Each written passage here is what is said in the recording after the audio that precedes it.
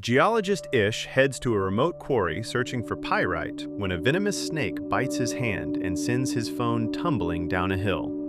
Alone and panicking, he cuts the wound, sucks out the venom, and barely makes it home before collapsing into paralysis.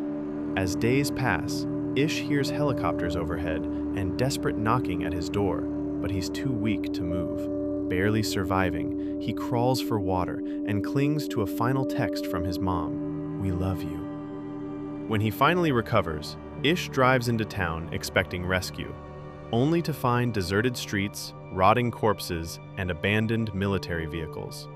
On the radio, he learns a deadly airborne virus wiped out humanity and collapsed governments worldwide. Returning home, Ish finds both his parents dead and buries them himself before wandering through empty churches and abandoned cities. In deserted Las Vegas, Ish meets two immune survivors, Milton and Anne, who watched civilization collapse as the virus spread uncontrollably. Broken by losing their loved ones, the pair reveal they've made a suicide pact once their supplies run out. After Anne shares a painful goodbye kiss with Ish, he drives away and soon hears gunshots, realizing they ended their lives. Alone again, Ish nearly hits a stray dog on the highway and adopts him, naming him Lucky.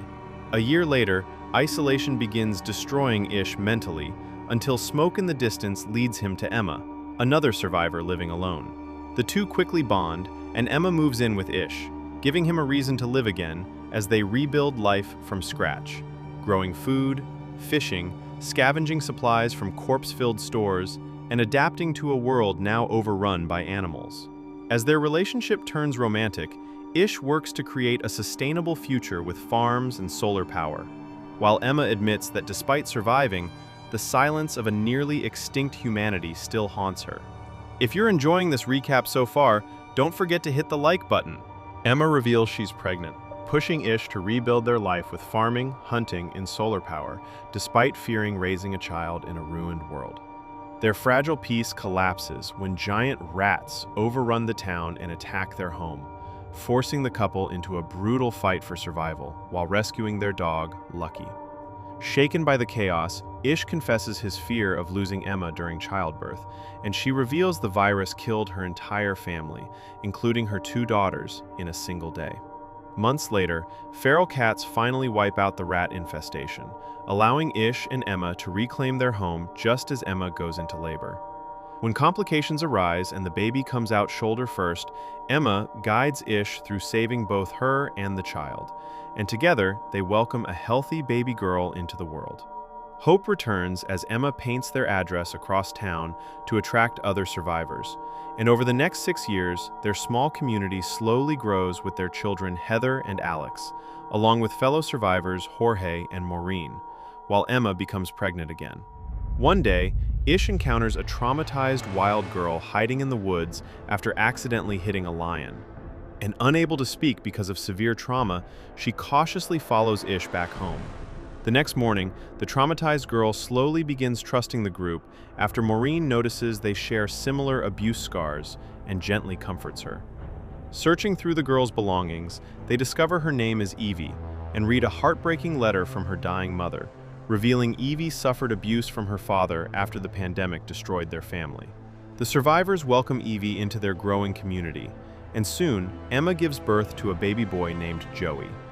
A year later, their peaceful life is interrupted when armed strangers arrive. Molly, Jean, Ezra, and Rafe, claiming they escaped another outbreak in Oregon. Though Ish is wary of the new survivors, he still allows them to stay nearby. During a supply run, Molly breaks his rules and secretly searches an abandoned hospital alone. But when she returns with valuable medicine, Ish finally begins to trust her. Over the years, the survivors become a true family, as Jean and Maureen both give birth, while Ish spends peaceful days raising children and caring for his loyal dog, Lucky. 14 years after the apocalypse, their rebuilt world is shaken when a storm kills Lucky under a fallen tree, leaving Ish heartbroken. Soon after, a mountain lion attacks the children, and Ish sacrifices himself to protect them, suffering brutal injuries. In the panic, traumatized Evie finally speaks for the first time in years, screaming for help as Molly fights to save Ish's life. Emma hunts down and kills the mountain lion that nearly murdered Ish, while Molly admits she was never a real doctor, just a medical student, but still manages to save him. Subscribe to the channel before watching ahead. Years later, the survivor community continues growing. Joey becomes a skilled fisherman, while Heather and Rafe grow close during supply runs and eventually fall for each other. Curious about the world beyond their settlement, the teens convince the adults to let them leave, and the group sends them off with a car full of food, fuel, weapons, and supplies. Soon after, a severe drought threatens everyone as the water supply dries up completely. Just as panic sets in, two strangers, Charlie and Perry, arrive offering water and knowledge on drilling wells. Ish trades fuel for their help, but during a hunting trip, Charlie casually hints he's killed far more than animals before. As Charlie's group settles in, Ish grows increasingly suspicious of Charlie's behavior, especially after noticing how uncomfortable Evie becomes around him. While the others enjoy the newcomers and celebrate after finally striking water with the new well, Ish fears Charlie has no intention of leaving. His fears are confirmed one night when he catches Charlie leaving Evie's cottage while she's left crying, revealing Charlie assaulted her. Horrified, the family realizes simply sending him away won't stop him from returning, leading to a tense argument over whether killing Charlie would be justice or murder. In the end, nearly everyone votes to eliminate him, believing it's the only way to protect their community. After Charlie refuses to leave, Ish and the others confront him, and Ish brutally kills him with a hammer. Though shaken by what he's done, Ish is reassured when Perry reveals she was also one of Charlie's victims and feels relieved he's gone. Most of Charlie's group accepts the truth, except Silas, who is driven away after Ish blames him for helping Charlie. 20 years into the apocalypse, the rebuilt community thrives as nature recovers, and Joey and Corey even work on a homemade flying machine. But peace is shattered when Joey suddenly falls seriously ill. As more people rapidly develop the same symptoms, Molly fears the deadly pandemic virus may have returned, throwing the entire community into panic once again. As Joey's condition worsens, Ish becomes consumed by guilt, haunted by visions of Charlie, and convinced Joey's illness is punishment for murder.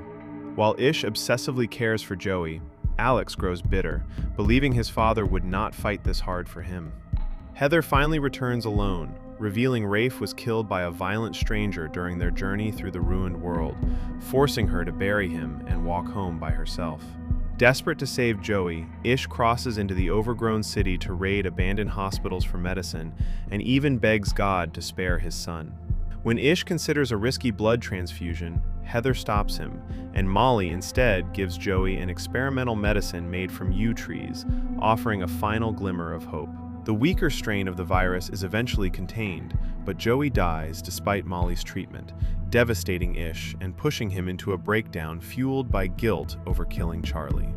Around the same time, Corey realizes the man who murdered Rafe during Heather's journey was actually Silas. As the group mourns both Rafe and Joey, Ish slowly accepts that the new generation no longer belongs to the old world he tried to preserve.